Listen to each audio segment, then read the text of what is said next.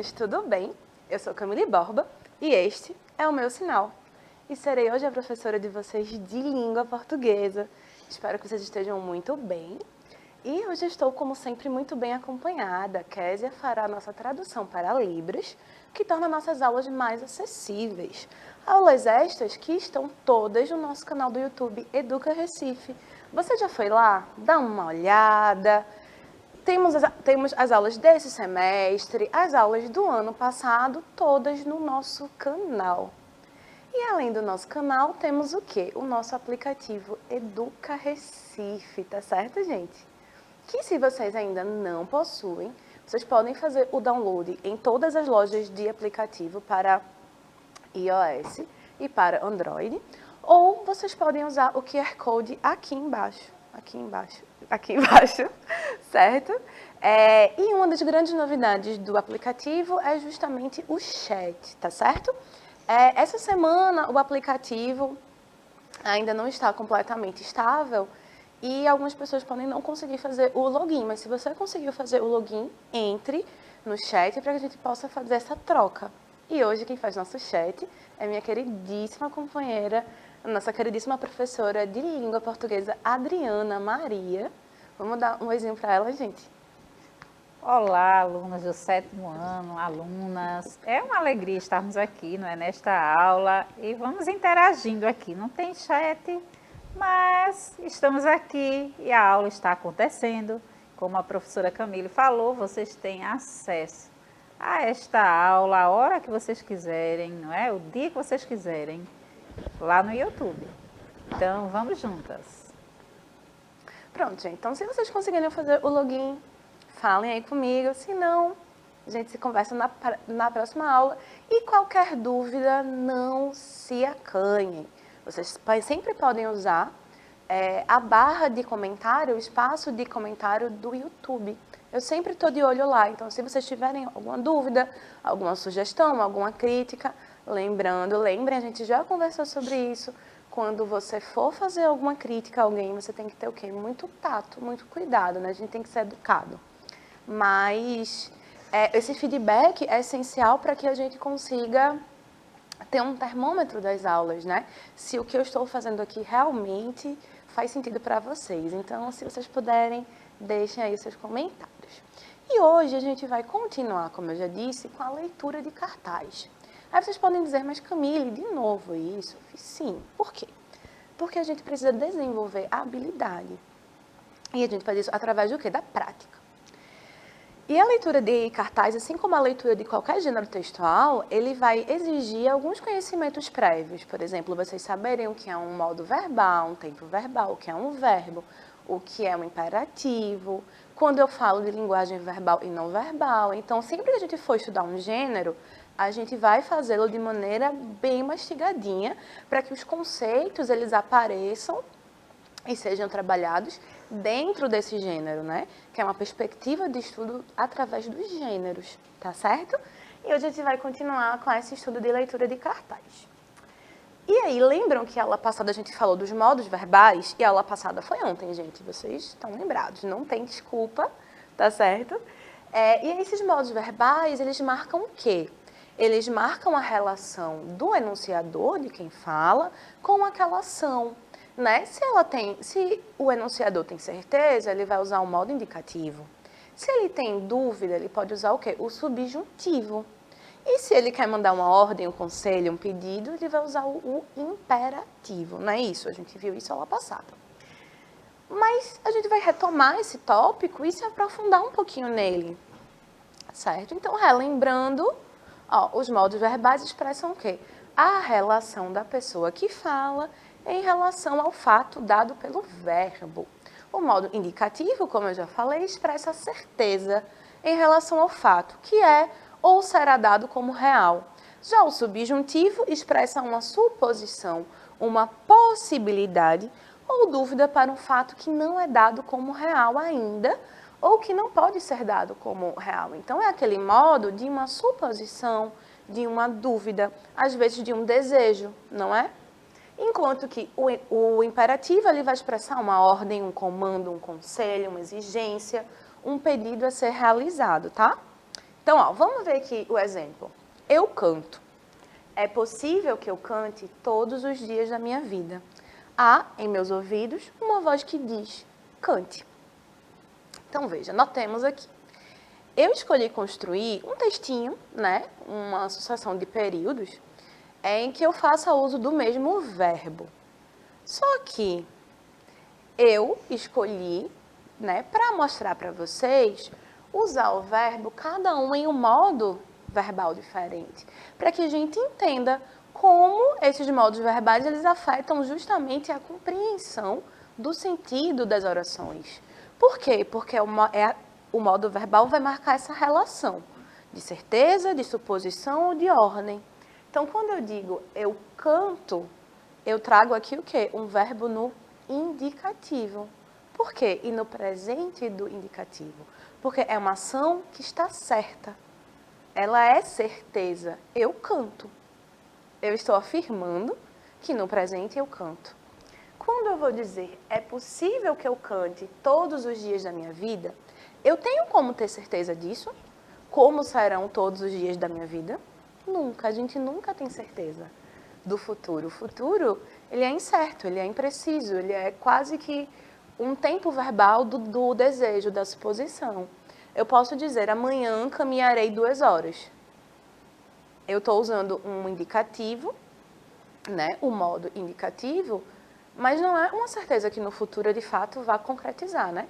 Só que aqui, quando eu digo que é possível que eu cante todos os dias da minha vida, eu estou exprimindo uma possibilidade, inclusive um desejo, mas não é uma certeza. E aí, por isso, eu vou fazer o uso do quê? Do subjuntivo, marcado aqui, ó. É possível que eu cante. Então, que eu cante, que tu cantes, que ele cante.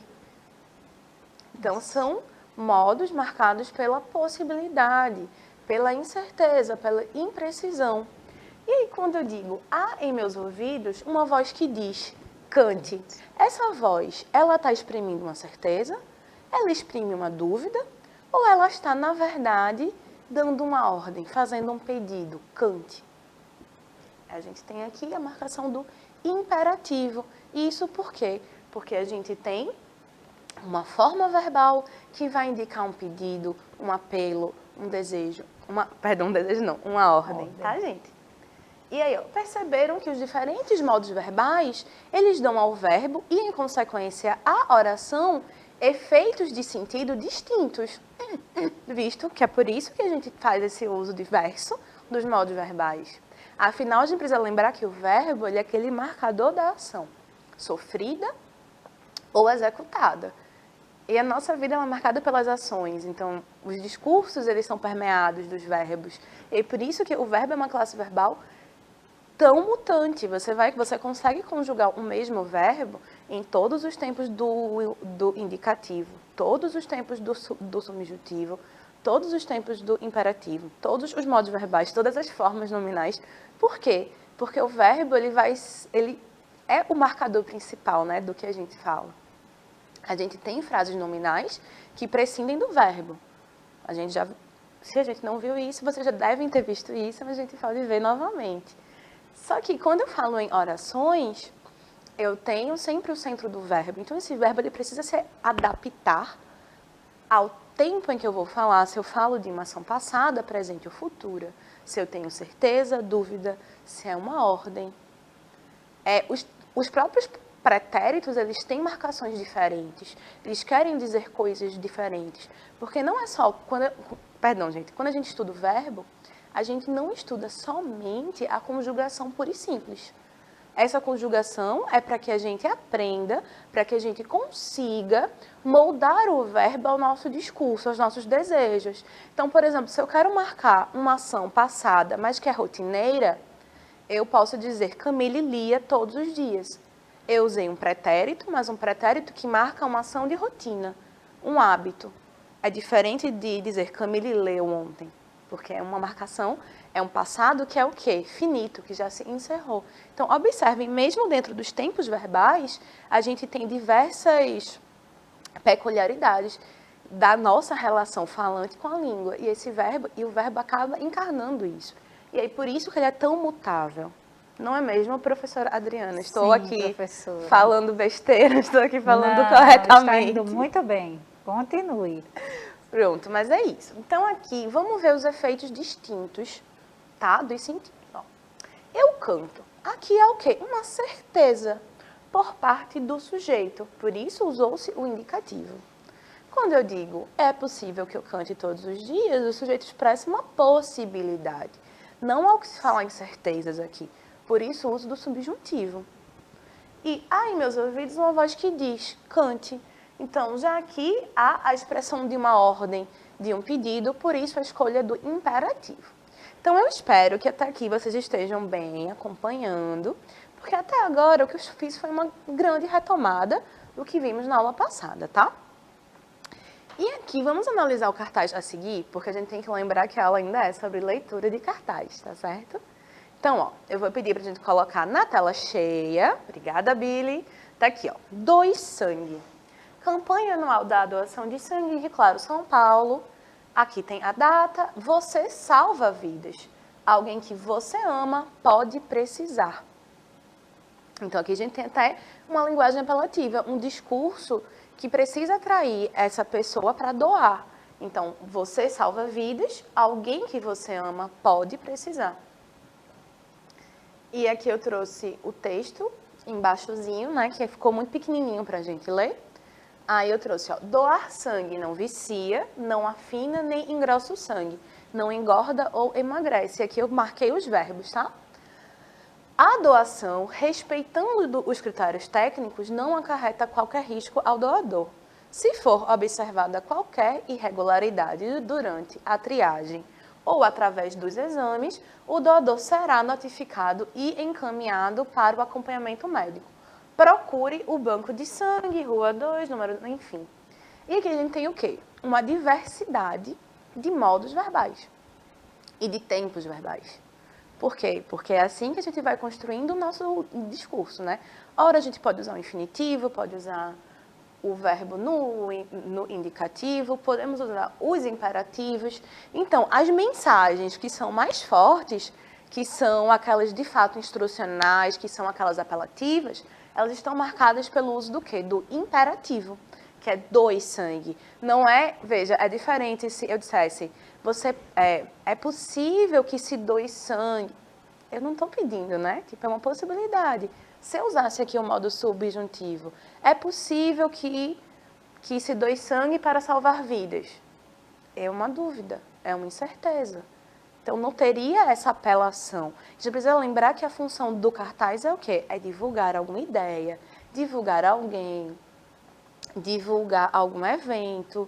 E tem essa modalidade, essa natureza apelativa, de chamamento, de tornar atraente. No caso, esse cartaz é um cartaz informativo, né? Um cartaz de campanha. Então, é uma campanha que pede que você doe sangue. Então, quando você vai fazer esse pedido, você vai marcar o quê? O imperativo. E aí, por isso que as mensagens que são, de fato, apelativas, que são um conselho, uma ordem, um pedido, elas estão marcadas pelo imperativo.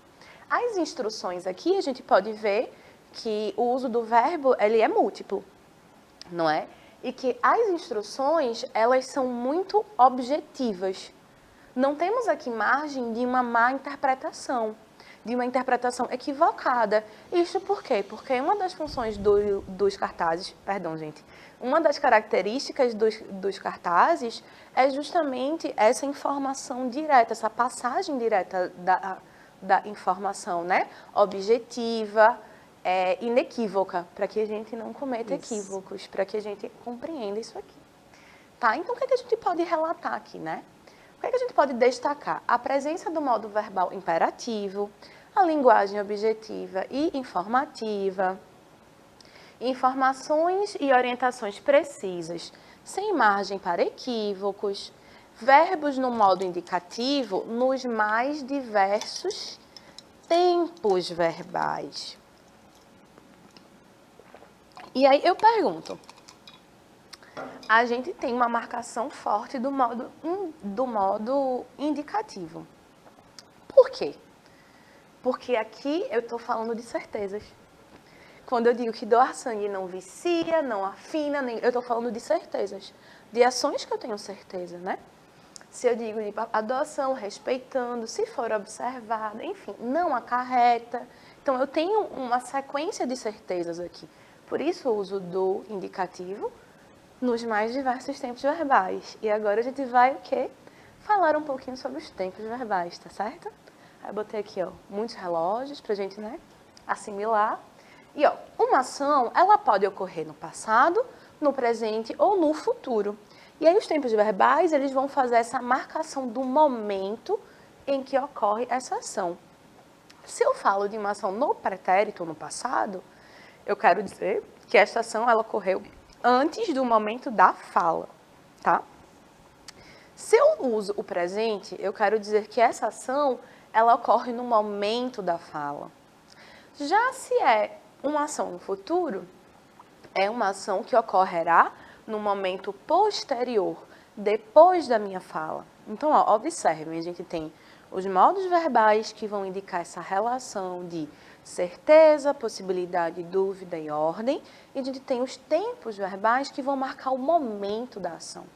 Se ela é anterior à fala, se ela é concomitante, ou seja, ocorre ao mesmo tempo da fala, ou se ela será posterior, se ela será colocada no futuro, a fala. Então, é importante que vocês consigam distinguir a diferença entre um modo verbal e um tempo verbal. Se vocês quiserem, eu posso trazer um quadrinho para que a gente visualize isso. Então, próxima aula, a gente pode fazer esse quadrinho, assim, contrapondo modos verbais e tempos verbais para que fique bem explicadinho para vocês, tá certo? E lembrem, qualquer dúvida, gente, podem usar o chat e o espaço do YouTube, tá certo? Então, vamos conhecer alguns... Olha, preciso fazer um aviso. Não se apavorem pelos próximos slides, tá certo? Porque eu trouxe os tempos verbais dos modos.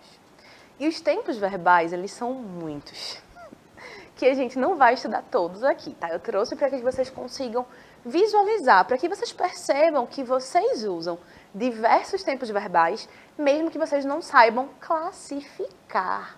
Não é, professora Adriana, não é verdade que a gente usa o verbo antes da gente aprender o que é o verbo. A gente conjuga os verbos antes de aprender o que é conjugação verbal.